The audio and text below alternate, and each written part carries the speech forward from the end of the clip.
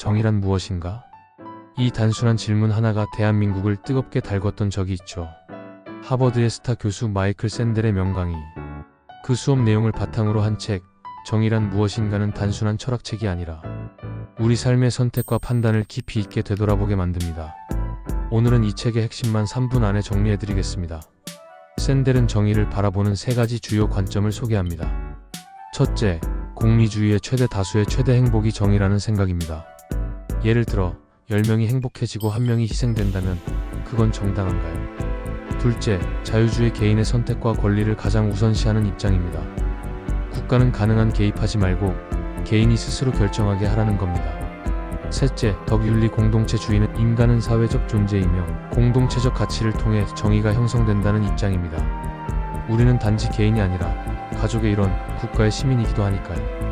이렇게 서로 충돌하는 정의의 기준이 있을 때 과연 무엇이 진짜 정의로운 선택일까요? 2. 트롤리 딜레마. 당신의 선택은 무엇입니까? 이 책에서 가장 유명한 예시죠. 한 열차가 브레이크가 고장난 채 5명을 향해 달려갑니다. 그런데 선로를 바꾸면 한 사람만 희생됩니다.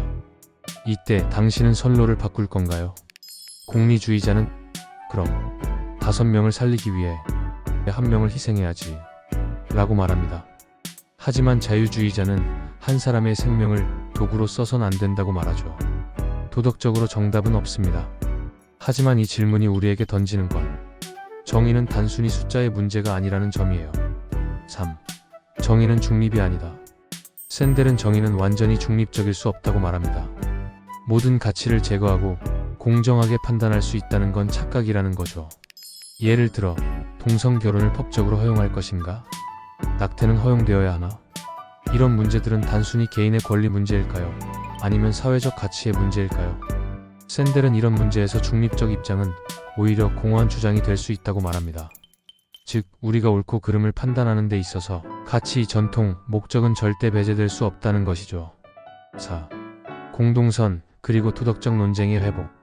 샌델은 자유주의가 강조해온 개인 권리만으로는 복잡한 현대 사회의 도덕적 갈등을 해결하기 어렵다고 봅니다. 그래서 그는 공동선, 커먼 굿이라는 개념을 꺼내요. 우리는 함께 사는 사회의 일원으로서 서로 토론하고 가치관을 공유하며 공통의 선을 찾아가야 한다는 것이죠.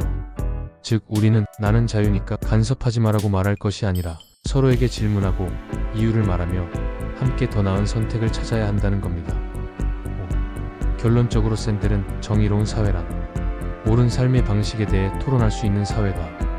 우리가 무엇을 소중하게 여기고 어떤 사회를 만들고 싶은지에 대해 말할 수 있어야 정의는 시작됩니다.